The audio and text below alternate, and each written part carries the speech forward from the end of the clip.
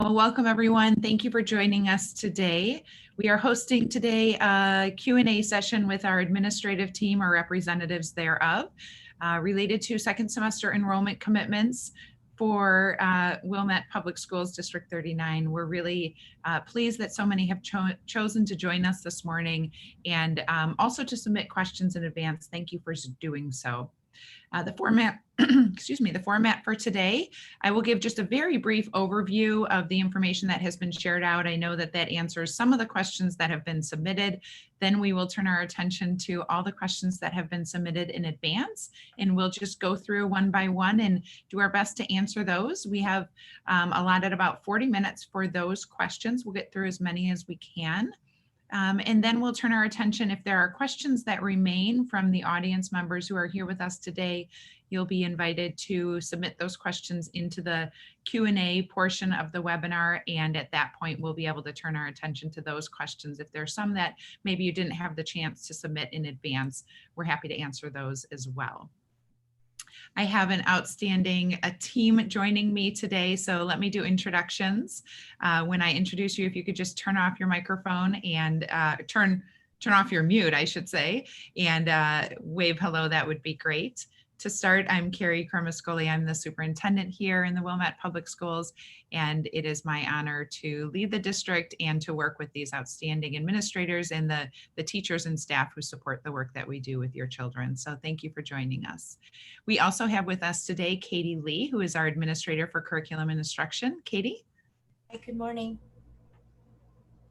We have Kelly Jackson, who is our principal at Highcrest Middle School and also our administrator for 5th through 8th grade learning.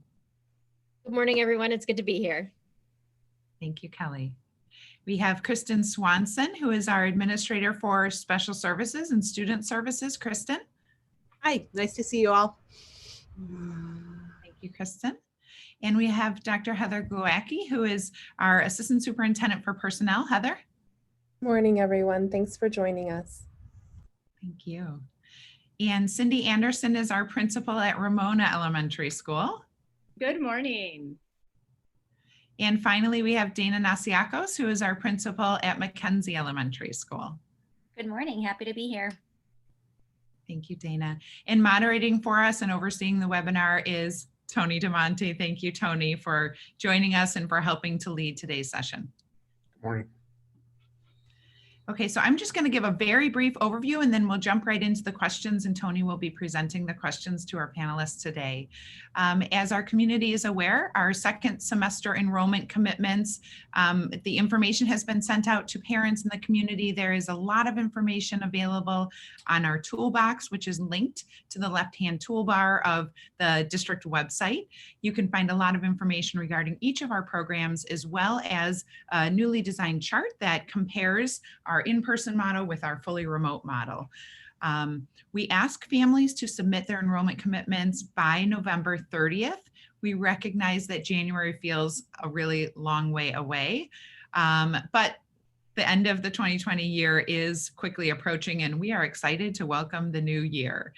We also know that in order to make that transition as smooth as possible for those who might need some movement, we need to do some planning in advance. And so we look forward to making the second semester as successful as the first has been for us, and we want to plan accordingly for that. So thank you to our families for submitting those enrollment commitment forms by November 30th. Just as was the case for first semester, those commitments will be a selection for all of second semester. Second semester for us here in the Wilmette Public Schools begins on January 25th and proceeds through the end of the school year. So the enrollment commitments submitted by the 30th will cover us through the end of the school year and through the entire second semester beginning on January 25th. For each student, parents may choose to maintain their current enrollment or to make a transition to the other learning program, meaning an in-person family might choose to move to the fully remote program, or vice versa. A fully remote family might choose to enroll their student in the in-person model for second semester. In doing so, we ask families to understand that first of all, it is our commitment to honor those selections for second semester.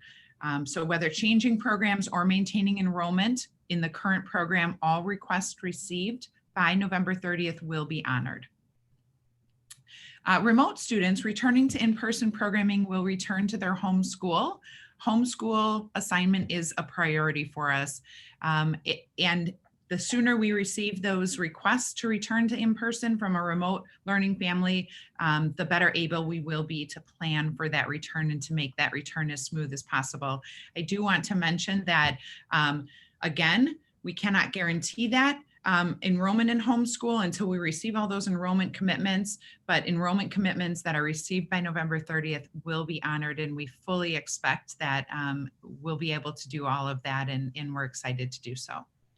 Classroom assignments, we received a lot of questions about these, and we'll review them as we go through, but just as a kind of a quick overview, class assignments and teacher changes or changes to teacher teams, that is very likely if a child moves from one program to the other. So if you're a remote student and you're moving to in-person, or you're an in-person student and you're moving to the fully remote program, it is very likely that you will experience a teacher change or a teacher team change. Again, our teachers are assigned to one program or the other for the most part. And so that switch would necessitate a change in teacher assignment from first semester to second semester. I say that with a caveat. A change in teacher or teacher teams may also occur even in those instances where a student maintains their enrollment selection from one semester to the other. Here, our goal very much is to minimize change as much as possible. We do not want to see changes in teacher assignment or classroom assignments for students. However, we recognize that if we see a significant number of students moving from one program to the other, we may need to staff those classrooms a little bit differently. And in so doing, we're also very cognizant of the needs for class size. We have a couple of grade levels, both remote and in person, where if a number of students transfer programs, we may need to add an additional section. And so we're balancing the needs of all that. And again, the sooner we know those enrollment commitments, the better able we will be to plan for that. So again, our goal is to minimize change as much as possible. However, with enrollment commitment changes, the school may need to adjust class assignments to accommodate changes in enrollment. If an additional section is needed, class assignments may change. Class assignments are based on enrollment numbers. Individual teacher requests or peer friend requests cannot be honored at this point. It's a pretty complicated system we're already navigating, and so we appreciate our parents' understanding of that. Finally, every effort will be made to balance class sizes while minimizing the disruption to students in the transition from first semester to second semester. Excuse me. So in summary, excuse me, the enrollment commitments must be received by the 30th, excuse me, in order to be honored. With that, I think that's our time to transition to questions then. Thank you so much. Tony, I'm going to turn it over to you and ask that you just go through in order of those questions that we received so that we can address those questions. Thank you. Absolutely.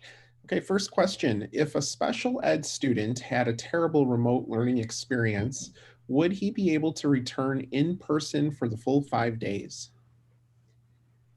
So that depends on a couple of different factors. Certainly, all of our decision making around how much students with IEPs or special needs attends is based on an individualized sort of assessment of what the student's needs are.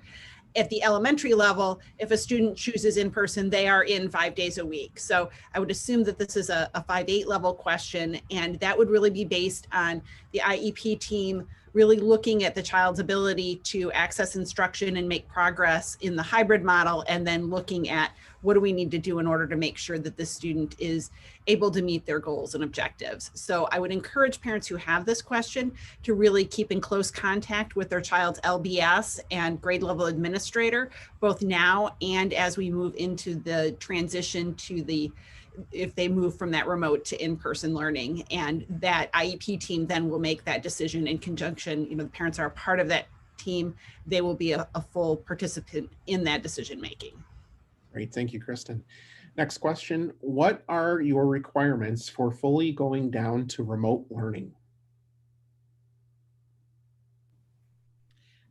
I think this might be a question for me. And if the question is about the whole district pivoting to a remote learning environment, as we've seen a lot of discussion about this recently, that decision really is made based on a combination of factors. We look at external metrics and internal metrics. We also look to the guidance that's provided to us by the governor's office and the local health department. And so as we started the year, we've maintained that focus on health and safety first and foremost, and then looking at the operations within our schools and the community spread outside of our schools. As you look at our metrics dashboard, you see the external community spread metrics at the top part of the dashboard. There we're really looking at positivity rates, and we're looking at new cases throughout the community per 100,000 population.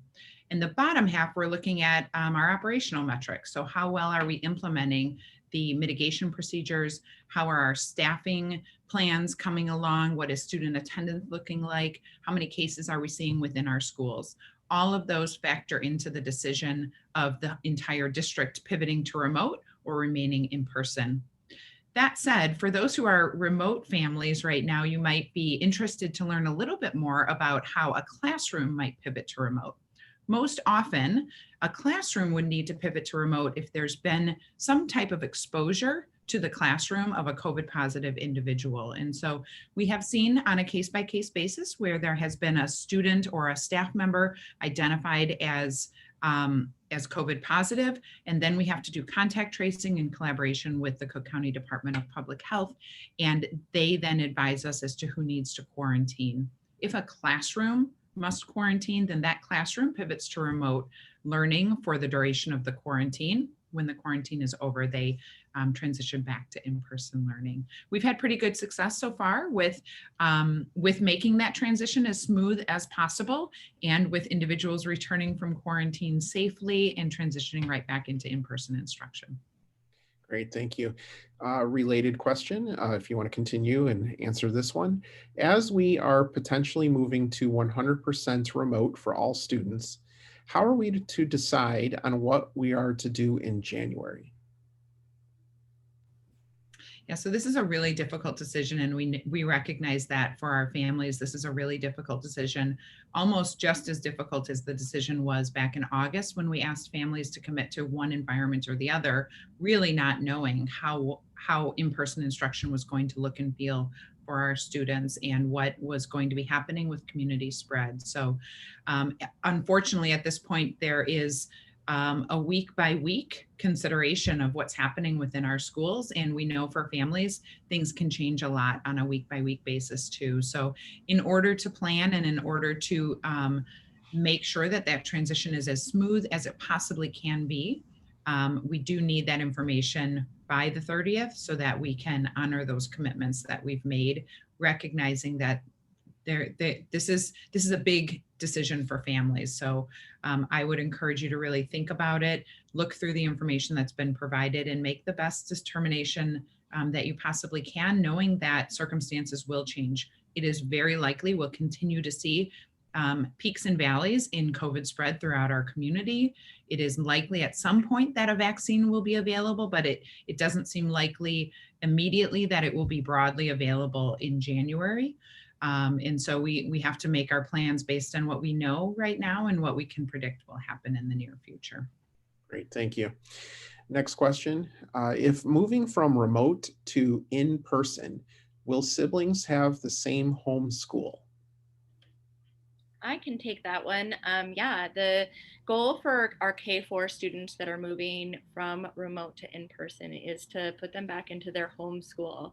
So for instance, if a Ramona student was learning remotely and that family wanted to come back to their home school, they would come back to Ramona in person.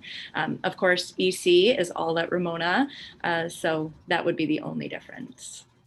Thank you. Katie, I believe this next one you could answer, and we may have already answered this, but when specifically does second semester start in District 39 in the elementary schools? After winter break or later in January?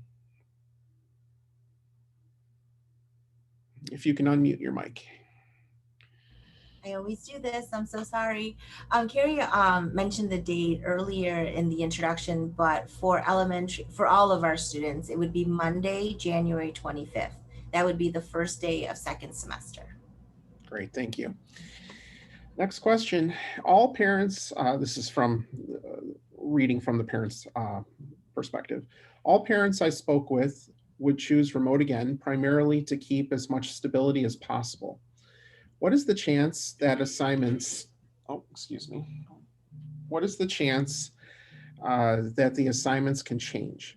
We would also like to register our very strong protest for this scenario. It is so important to continue the same teacher and classmates. More disruption can be devastating for our kids. You know, Tony, I'll take this one too.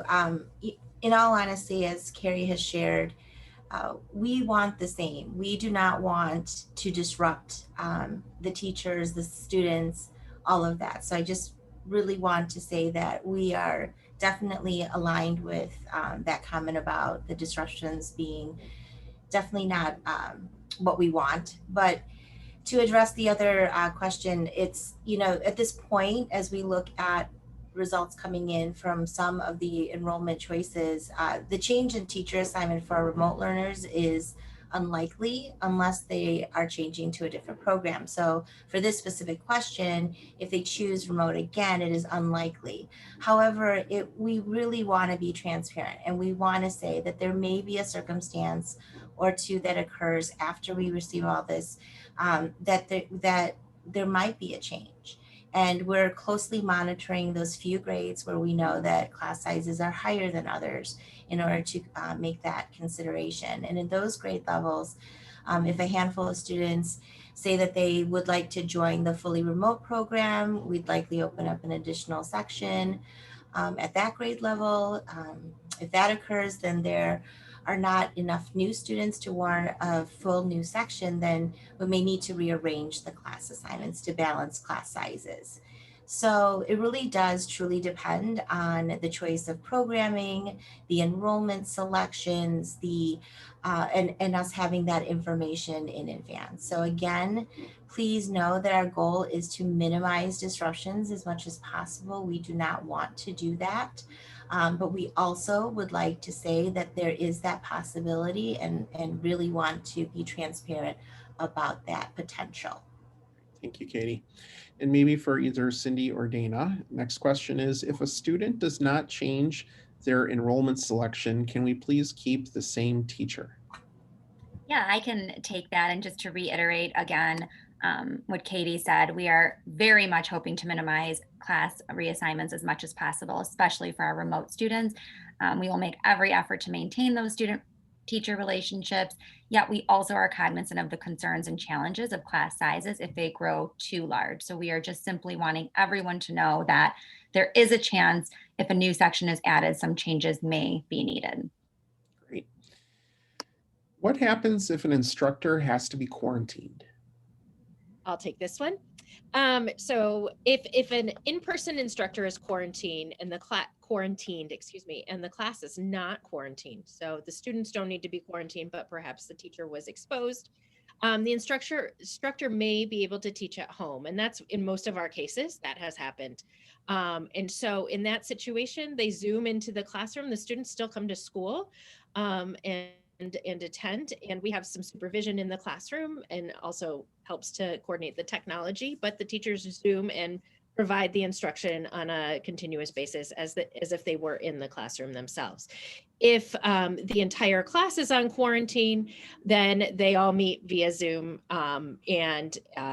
at the 5-8 level, there may be a class on quarantine where another one of their teachers from a different period is in the building. So that teacher will then hop on Zoom with the class instead of teaching in person. If a teacher is on quarantine or is sick for any reason, we do our best and get a substitute teacher. At the 5-8 campus, occasionally there will be asynchronous work assigned, but by and large, we've been able to cover those classes. Great, thank you, Kelly. Next question, what efforts are being made to filter the air within classrooms? Are there any building-wide air system upgrades? Yeah, I can probably best address this question. And I know we received a lot of questions about this at the beginning of the school year. So I suspect this might be a question that's coming from a remote family who's really carefully considering their return to in-person instruction. As a district, our ventilation systems are regularly inspected and must comply with school code regulations. Excuse me, school code requirements is a minimum of 10% outside fresh air added to the room as a change of air happens throughout the day. So our dampers are automatically set to control that percentage of outdoor air being brought into the classroom, and looking at air temperature and humidity as well. So typically the rate would be 10%. And that process runs from 6 a.m. until 7 p.m. And there's some filtering that happens in between throughout that system. At the beginning of the year, really back in August, as we were looking at all of this, we reviewed our settings with our district engineer, and the district air exchange rate across the district was set at 35 to 40% during operational hours. So that significantly increased the amount of fresh air that is being exchanged throughout the day. As I mentioned, there's some filters in our Univent system. So in the Univents, we use fiberglass filters, and we've upgraded those such that we're using the very best that we can at this point within our schools. It does filter outside air and then goes over the chilled or the heated coil and then into the classroom. So these filters are changed 4 times a year. And they were upgraded this year, as I kind of mentioned, without getting into too many technicalities there. The air is filtered, and then it does rotate through the classrooms with a pretty good air exchange rate in accordance with what not only we're required to do, but best practices in light of the current pandemic we're navigating. Okay, thank you. There's 2 questions in this next one. Is there a clear plan for when in-person needs to be remote? The metrics aren't clear for when we transition. It seems that they're all in red. And related, is there a plan for broader COVID testing? 2 good questions, actually. So the first is that we all wish that there was a very clear and definitive point at which we would pivot. Unfortunately, there's not. And that is because there are a variety of factors that really are affecting our ability to continue to operate in-person schooling safely. Some of those are related to the external metrics. And I think this person who asked this question probably is looking at that top half of the of our metrics dashboard, where almost all of those are falling in the red portion. However, in the bottom half, where we're looking at operations, we see a mix. And so what we hypothesize then is that although there's significant community spread, there's something that's happening between the outside community and the mitigation procedures that are occurring within our schools that are being really effective at limiting the risk of transmission within our schools.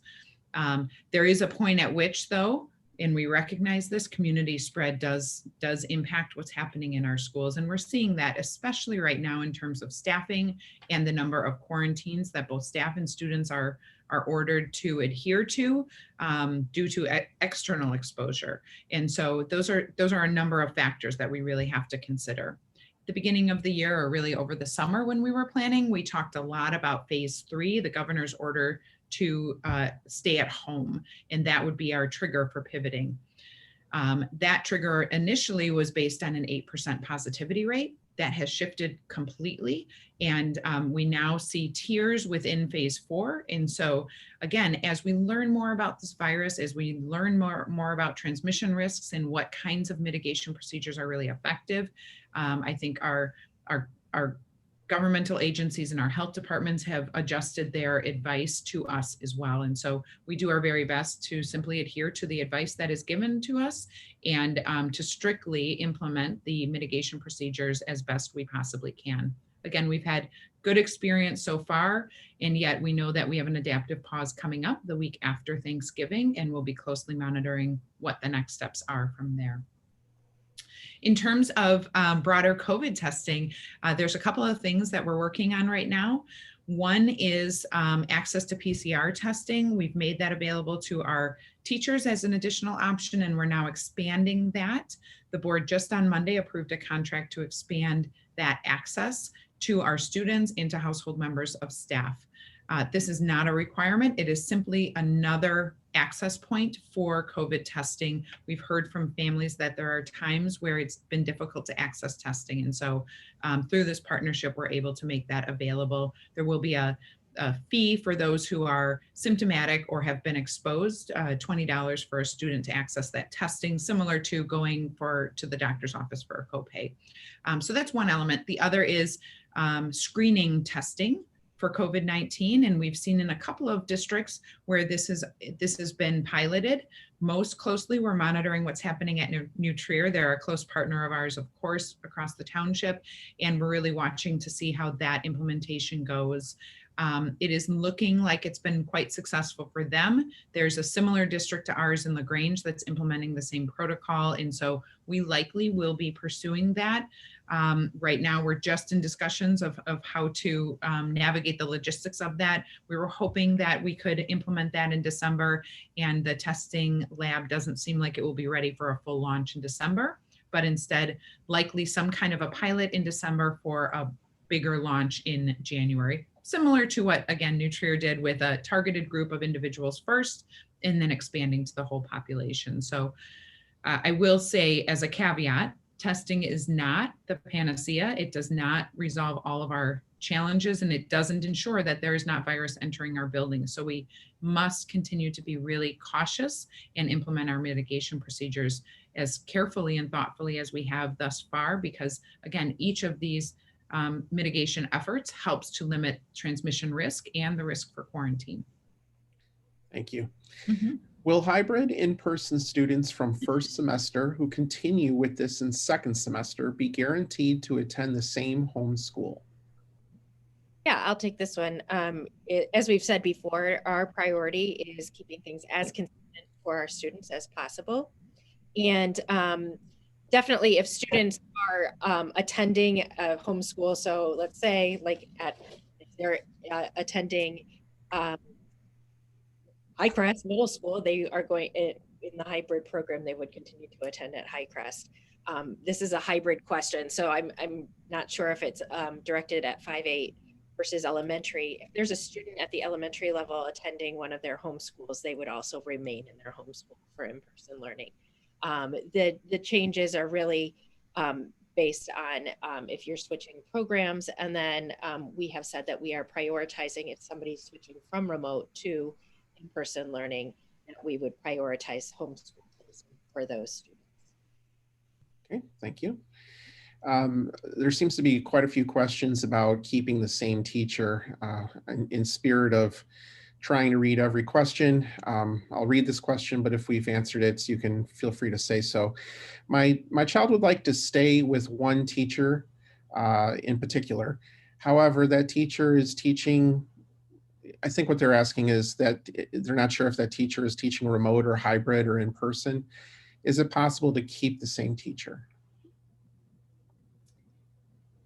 I believe we did address it somewhat. I think that what will be challenging is if the change is in programming. So if you go from remote, or you're starting in remote and you choose in person or in person to remote, that would impact the teacher assignment. But if it's the exact same, again, we will do our very best to minimize the disruption there.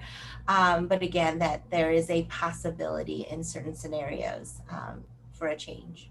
And I believe just in that answer, you answered the next one. And just so the parent knows, we are addressing the question, if we decide to switch from remote to in-person, will we be mixed into pre-existing classrooms? And I think your answer just stated such, moving from program to program, that possibility does.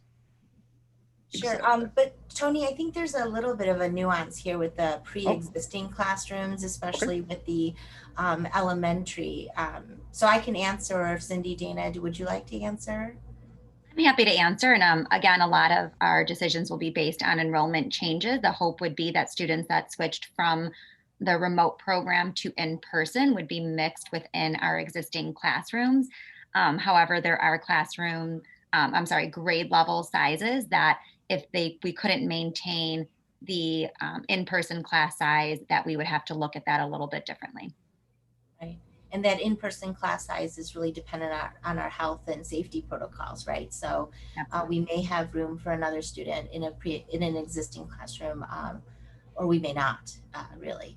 And I can address that at the 5-8 level. It's less of a, because of our groups, our A and B groups and our hybrid model, their students would be mixed into pre-existing classrooms. We have the capacity to do that because our numbers and our spacing allow that with our mitigation procedures. The only thing that may be different is just to balance the group sizes on different days. A student who may have a letter in the first part of the alphabet for their last name may be in the B group or vice versa. So that's the only adjustment we might need to make. But again, I think based on our in-person class sizes, we would be able to accommodate mixing into pre-existing classrooms. Great. Thanks for answering those nuances, K4 and 5-8. Next question, what changes, if any, does the district foresee in regards to in-person learning? You know, the in-person learning program really wouldn't change.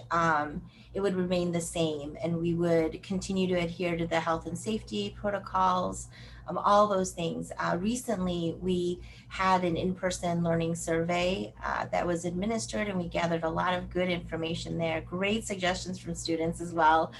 They'd like some more mask breaks, so that's something that we will try to do more. And they also would love more opportunities to socialize with one another.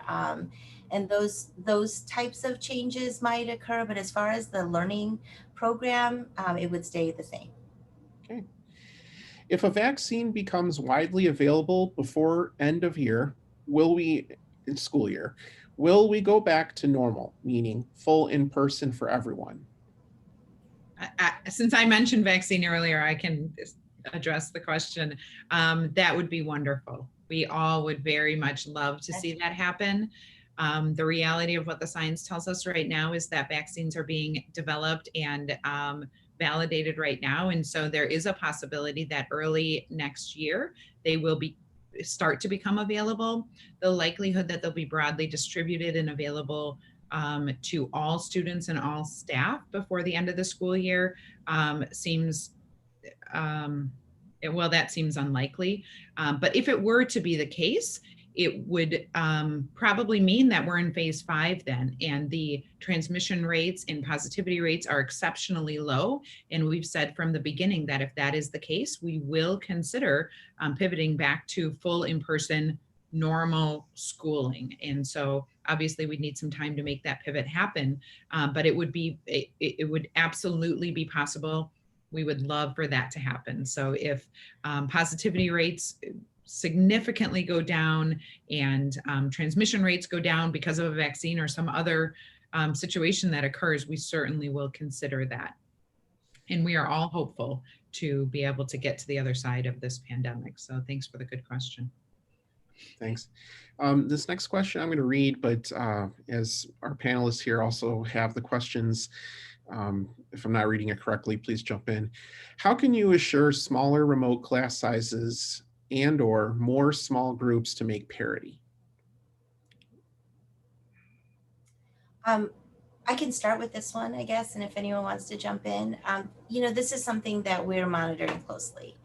So although class sizes are very reasonable and on target at many of the grade levels and within most of our remote classes, we are very aware that we have few grade levels where this isn't true. So this is where it's more likely that a section may need to be added if more students join the remote environment over those who leave the remote environment. If that's the case, then we would add a new section. And this is a benefit because, you know, we would be able to reduce the class sizes for those particular classes and grade levels. However, we also recognize that it's also a disadvantage in so much that some students may have a mid-year change in their teacher assignment, which has been voiced repeatedly, and we agree that that would not be ideal from anyone's perspective. So we are truly needing to carefully and thoughtfully balance this potential benefit of the small class sizes, with the drawbacks of any disruptions with teachers and students and friends that they've made over this first semester. So, Katie, if I can jump in too, we did a recent review at the end of October of our remote learning program, and in-class sizes came up regularly within that survey. And so we did have a group of teachers and administrators meet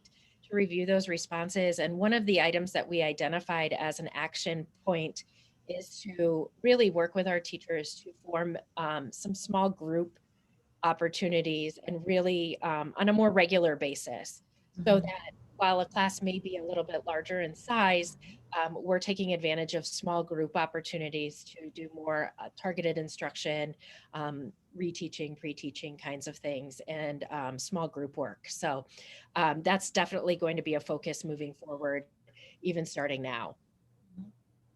Great, thank you, Kelly. The next few, actually, it appears as if we've already answered in regards to remaining with current teachers, or vaccine, or again, teaching assignments, guaranteeing the same teacher. So I think the next one we may have, unless panelists want to go back and readdress those, is if my child stays fully remote and her teacher does as well, will my child keep the same teacher? yeah, I'll just make the comment that we really appreciate all of these questions about the teachers because we so appreciate them. And I think through these questions, it's revealing that you do as well, and that our students in both remote and in person are really enjoying their connections with their teachers. We're so fortunate. So thank you for giving us that feedback. It's something we'll definitely pass on. Again, we will truly try to minimize the disruptions as much as possible. Great. These next couple are not about teachers in particular. So the next question is, if we switch from remote to in-person, and then we realize this isn't a good fit for us, will we be able to switch back to remote?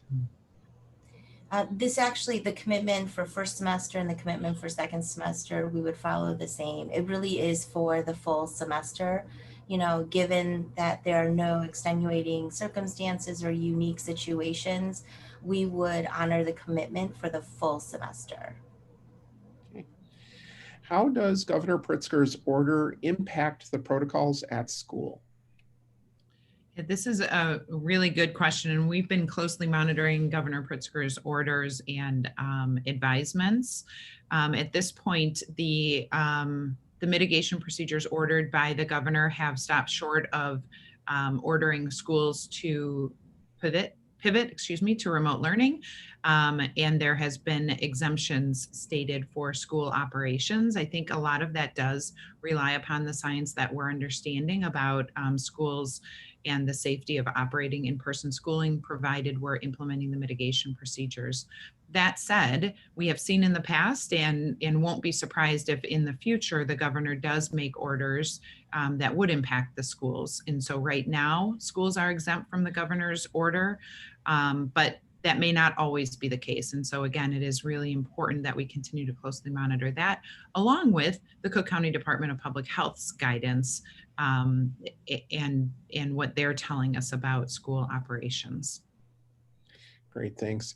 We're going to skip another question about keeping same teacher, as I think we've addressed that multiple times. So the next question is, have there been any cases of COVID spreading in the classroom? And if so, how many? Oh, that's a great question. I'll jump in, but Kelly, maybe you want to follow up too. At this point, we have no evidence of COVID transmission occurring within our schools. I will share that we do a really in-depth contact tracing effort within our schools, and then we collaborate with the Cook County Department of Public Health to discuss each and every case before they order a quarantine. We do occasionally see some outside connections between students or situations where students maybe or families had engaged in a similar activity or had been at a same location outside of school. But within school, we have not seen any connection between the cases or evidence of within school transmission. Kelly, did you have something? I saw you unmuted. I'll let you respond to. No, I was just going to say the same thing you did. So All right. We had another question about concern about teachers being switched, but again, we've addressed that. So the next question is, would the elementary full day, everyday schedule remain in place? Or is there a possibility of doing half day hybrid options?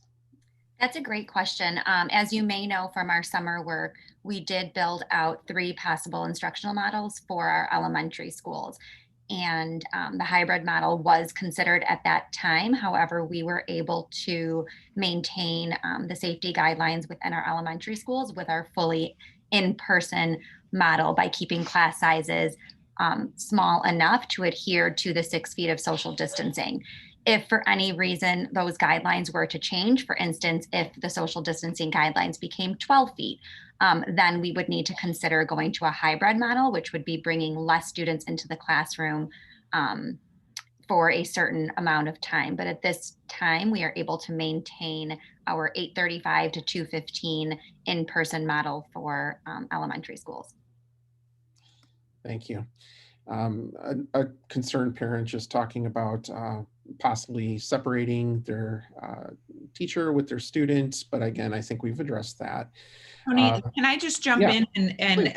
first of all echo what Katie has said, which is our goal is absolutely not to make those disruptions, but also to honor the commitment we made to families to be able to move from one program to the other if they wish at semester. So hopefully we won't see too much change there. And based on the feedback we're getting not only today, but from the enrollment commitment forms, it seems most are indicating that they are maintaining their enrollment commitment from first semester into second semester. I'm looking right now and we have more than 1,500 student responses already received. And right now, 98.2% are indicating they are maintaining their child's enrollment in the same program for second semester. So we need to gather about another 1,000 responses. But at this point, it seems most are indicating they're maintaining their current enrollment, and that certainly bodes well for us maintaining the current class assignments as well. Dr. Kramascoli, just I'm looking at the clock and I see it's about 40 minutes in. I know you had mentioned possibly changing up about 40 minutes in. We have one question left in the set of question ones that everybody completed when they registered. Maybe as you answer that question, I take a look at the Q&A to see if there's anything in there just to provide those parents who maybe didn't pre-submit a question, and then we'll take a few of those and then you'll advise if we go now to round 2. Does that sound okay? Perfect. Mm-hmm. Okay, great. So the question is, when will the school positivity rate rather than the community be factored into the metrics? Wow, that's a really good question. So right now, the school positivity rate, we don't have public data that's available that would be nuanced enough to tell us what a school population's positivity rate is. The smallest catch basin, so to speak, that we have is the zip code for Wilmette.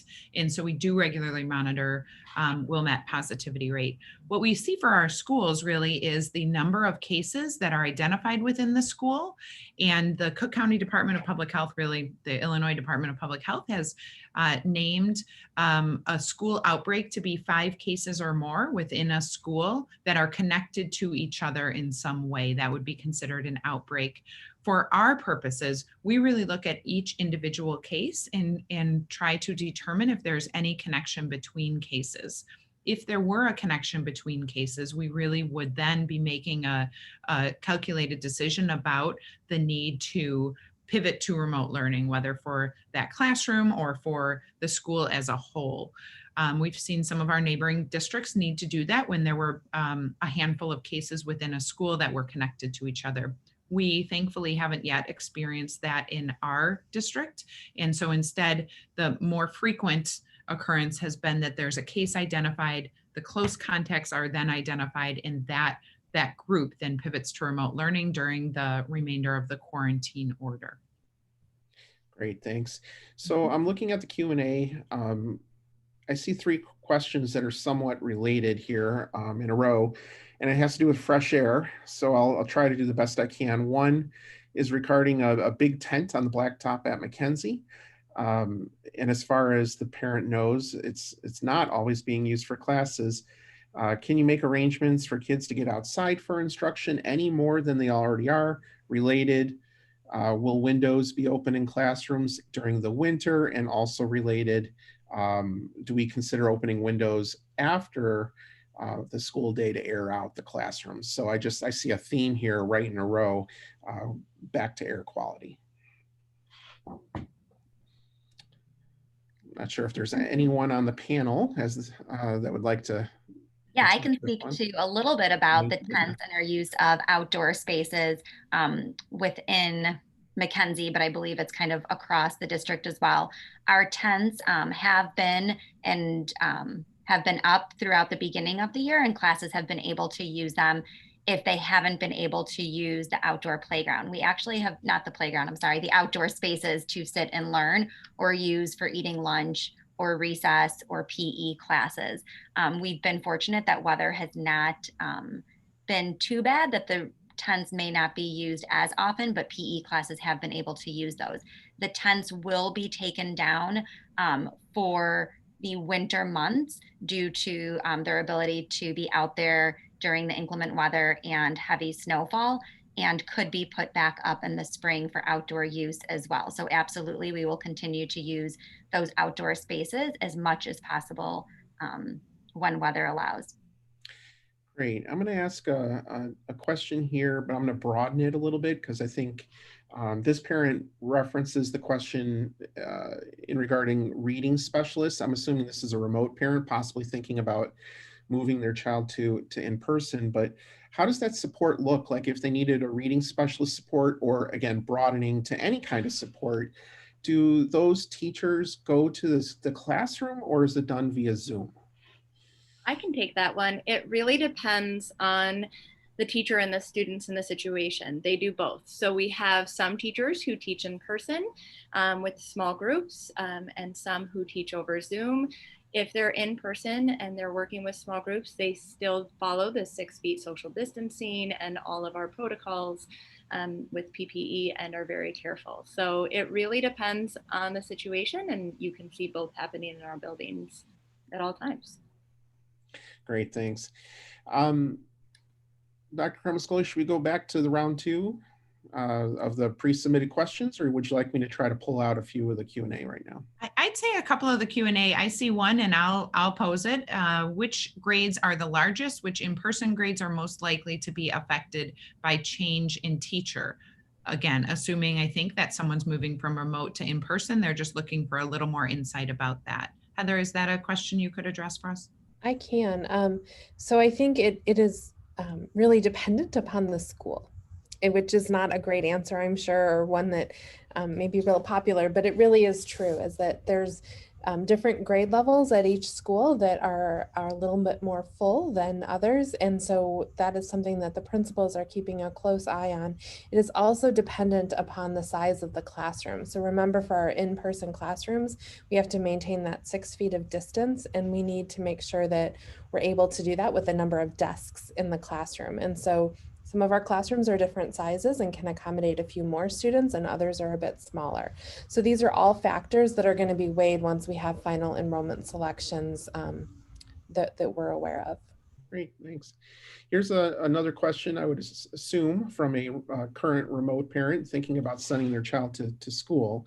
Would we be able to change back to remote after choosing to send their kids if the cases of COVID continue to rise at the level that they are?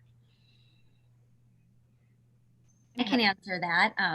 And that goes back to our commitments for enrollment. So the enrollment commitment for the semester is for the entire semester from January 25th to the end of the year.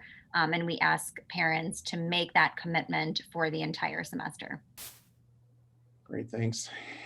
Does the district have some recommendations on where and how to get tested? So let's say a parent sends their child, cases kind of arise, the parent's concerned, they're not sure where to go. So is there something published of where to go if the nurses say you need to go get tested, have your child get tested?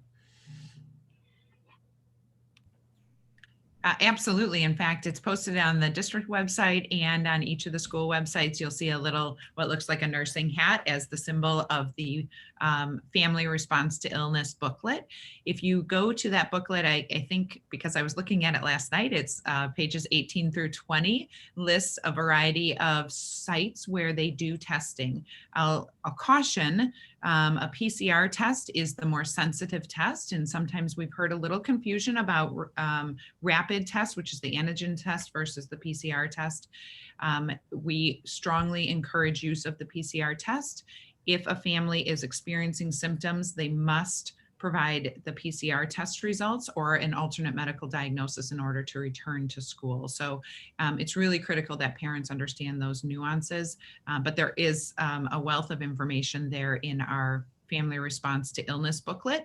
And again, we're starting in December, we'll have another PCR testing option available through the school nursing office as well. Speaking of testing, one of our parents heard you talk about testing earlier and is asking, will remote families also have access to those tests? Absolutely. The PCR testing, absolutely.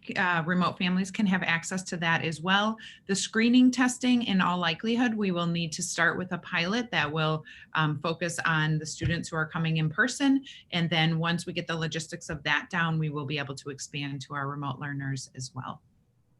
Great, thanks. Can we give our parent audience any kind of idea of what percentage of students are going back to school or attending school versus remote? What exactly is that looking like? You did allude to people are generally staying with the choice that they made, but what does that look like? Are majority in person or majority remote? If you can give our parents an idea. Sure, I have that up right now, and approximately across the district, we have 80% of students participating in the in-person model and about 20% in the fully remote model. Right now, in terms of numbers of the 1,500 plus responses we've received, the only changes we're seeing, we have received a number 22 students who are planning on moving from the fully remote program to in-person, and the opposite direction, the number is a little bit smaller. I can't quite get there. It looks like about 5 students moving in the other direction. Again, that's only about half of the responses we're needing. So we're eager to hear from those who haven't yet responded so that we can finalize our plans and begin staffing and affirm class assignments, which seems to be of critical importance to everyone. Thanks.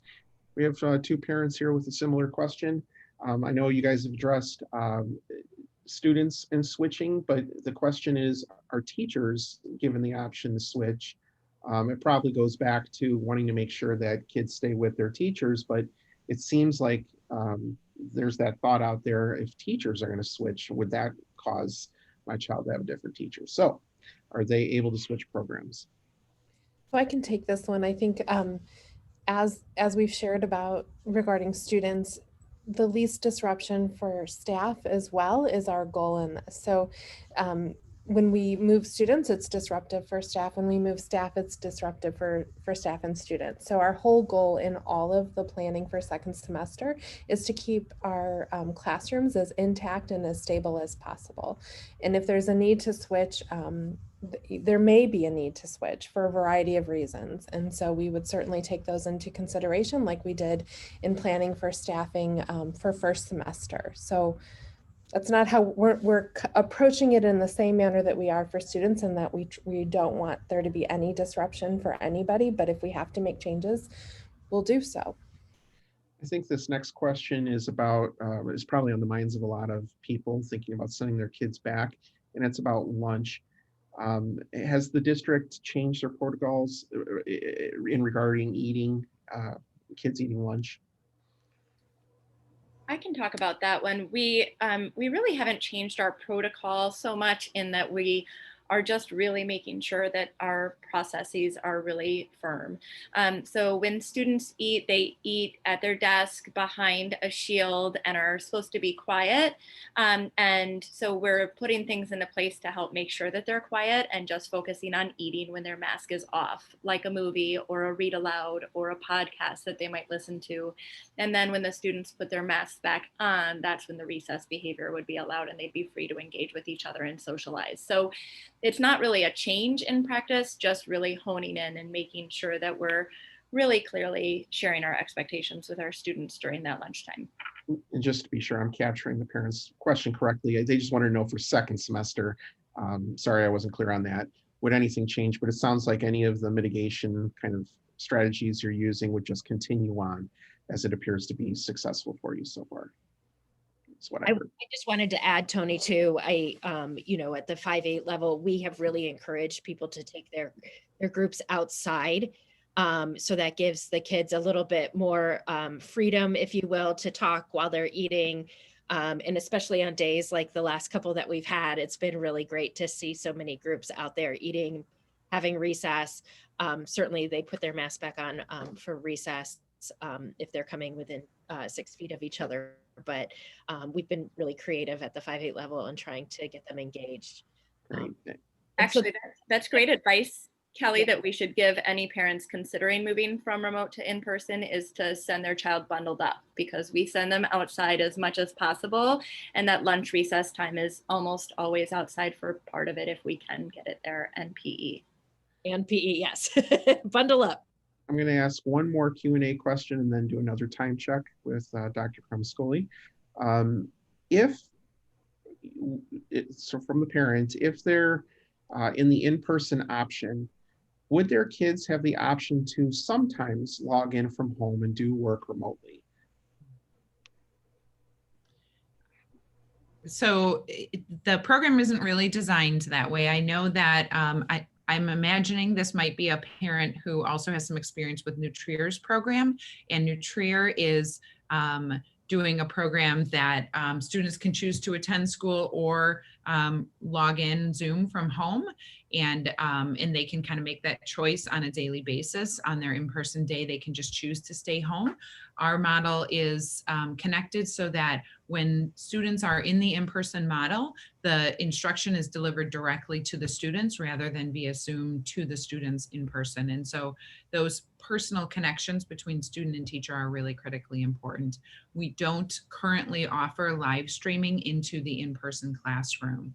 And so if it is an in-person day, your student must attend in person in order to access that instruction for the most part. We do have some teachers who are exploring and experimenting with live streaming a little bit. Kelly might talk to that, but for the most part, on your in-person day, you need to attend in person in order to access that direct instruction.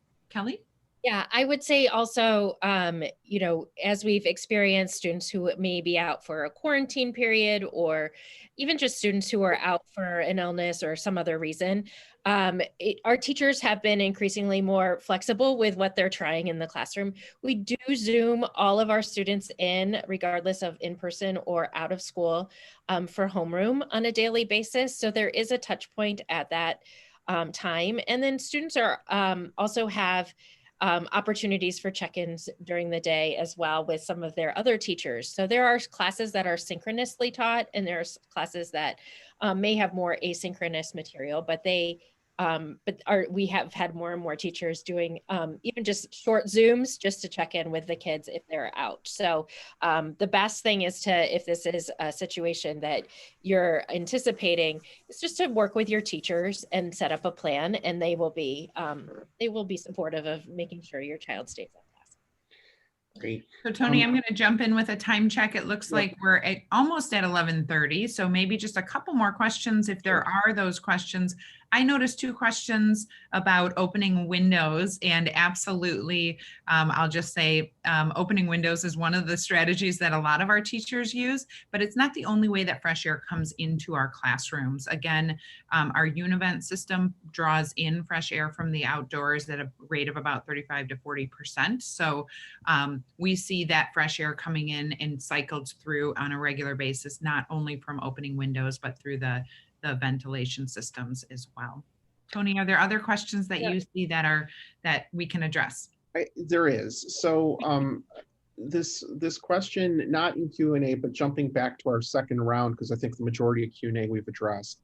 But there's one standing out at the top of second round that may be on a lot of parents' minds, which is transitioning to in-person. So their students remote and maybe they're considering in-person. What does that transition for the child look like? How is that child supported? Is there training that they would need? So for anyone here that can address that question. Yeah, I can speak a little bit to that. The students that would be moving from remote to in-person would receive the same information that our students began the school year with. We have different videos and modules that students can partake in that tell them a little bit about what's going to look different in school this year and our safety procedures and protocols in school to help them prepare prior to beginning school with us at the end of January. And then, of course, classroom teachers will work carefully with all of their students to make sure that everyone understands and knows the safety procedures. I think we were really thrilled and impressed with our students with how closely they are able to follow the safety procedures, and their resilience and understanding of the new procedures has been really impressive as well. I was going to just piggyback up on that from a social emotional standpoint too, and just share that just like when we have a new student come to our school, our homeroom teachers, our classroom teachers build in ways for the new student to come into the classroom and get to know their classmates. So it may be a buddy student, it may be different partnerships that they create, but there are a lot of opportunities at that semester time to help rebuild and enhance the classroom community that's already been created. And new students are always a bonus for us. So we love to welcome them in. Thanks. One topic we haven't addressed yet is substitutes. And I see a question or two on that. Who exactly are the substitutes? How does that work? Are they familiar with the kids? If somebody could address just the topic in general about substitutes. I can take that one. We've worked really hard this fall, and thank you to our parents and community members who have really shown an interest and desire in helping us staff our schools. As many of you know, some of our regular subs were a little more concerned about coming into our schools for a variety of reasons, personal reasons. And so we needed to increase our sub pool, and our parents and community members have really stepped up.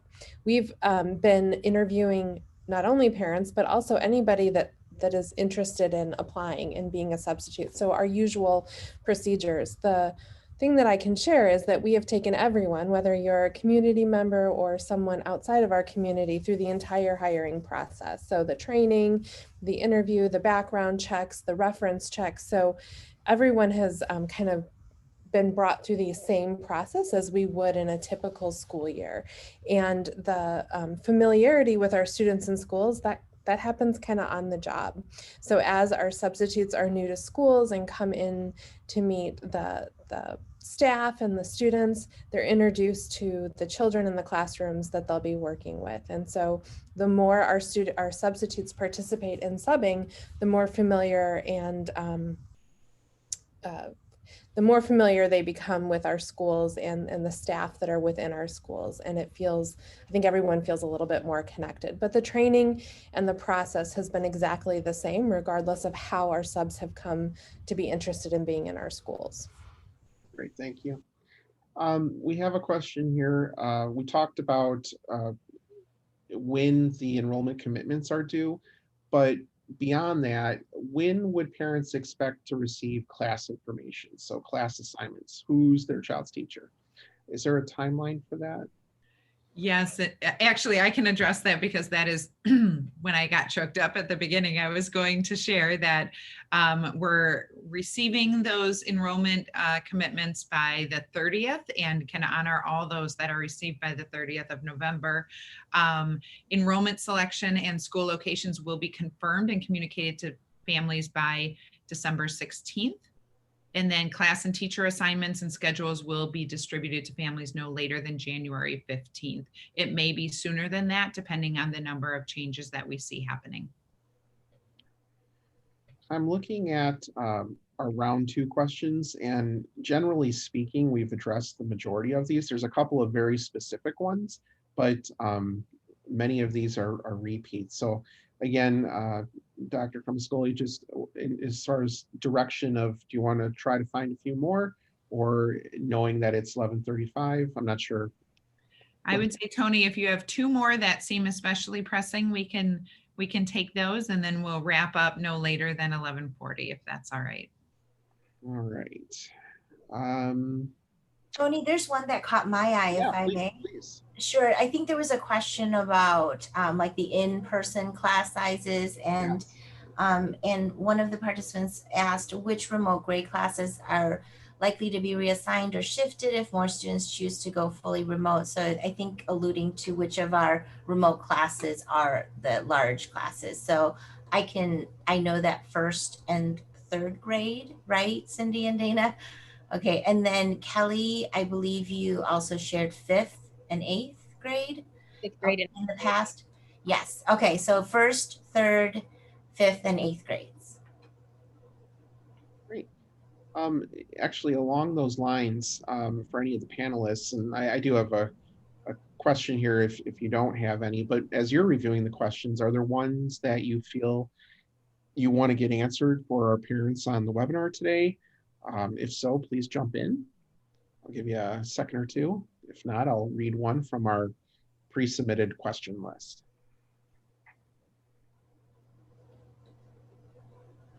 All right, as you're reviewing those, we did have a question about non-vaccinated students. Are they going to be allowed in school along with vaccinated students? What's our policy on that? And I'm not sure if they're talking vaccines. There's not enough information here, as in ones traditionally would be given by the pediatrician, or if we're talking about the COVID vaccine. So I would assume the question is probably when the COVID vaccine is released, how are we going to address that? So there haven't been explicit directions yet about that from the State Board of Education. I think what we can expect is that there would be some guidance around that vaccine, along with the guidance, or to supplement the guidance that we already have for some of the other mandatory vaccines. There are a number of vaccines that students must provide proof of completion in order to enroll in school. There are some exceptions to that. So if a student has a medical exception or a religious exception, then they're exempt from that. But for the most part, those are tracked and maintained, and there are some requirements there. I'm not sure yet how that will come into play with the new vaccine that's coming out. Great. For our last question, I'm going to take a question the parents submitted and broadened it, because I have a feeling this is applicable to many people on the webinar today. Who can they contact if they want to further discuss these concerns, or would my child be a good candidate for in-person if they've been doing remote? I just have a feeling, I'm getting a feeling here of there's specific questions that probably weren't addressed on today's webinar. Who do they reach out to? Is that one of you? Is it somebody else? Yeah, I can offer that any of the principals are willing to talk to any of their families as they're trying to make this decision. And we're happy to have those discussions and discuss your child. If there's specific in classroom things that we might not know about, you might want to reach out to the teacher. But the timing is a little tricky because they're going to be on break for the next 9 days. So they might not get back to you until the Monday, the 30th, if you don't reach out really quickly today. And so reach out to your principal and see if we can help you with that. We're happy to chat. I would say at the 5-8 level, it's I would urge you to reach out first to the grade level administrator. They do more of the placement and have a better handle on the numbers.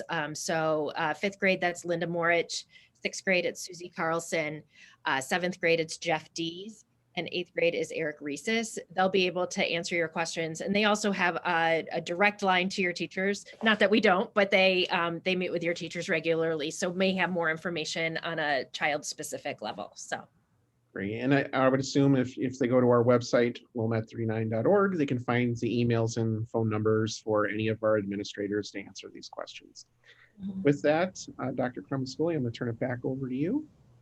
Thank you, Tony. I really appreciate everyone's thoughtful questions that they've submitted and all of the panelists giving of your time to help answer these questions today. So thank you so much. This webinar has been recorded and will be posted to our parent toolbox so that anyone who wasn't able to watch today, or if you want to re-watch, it will be available.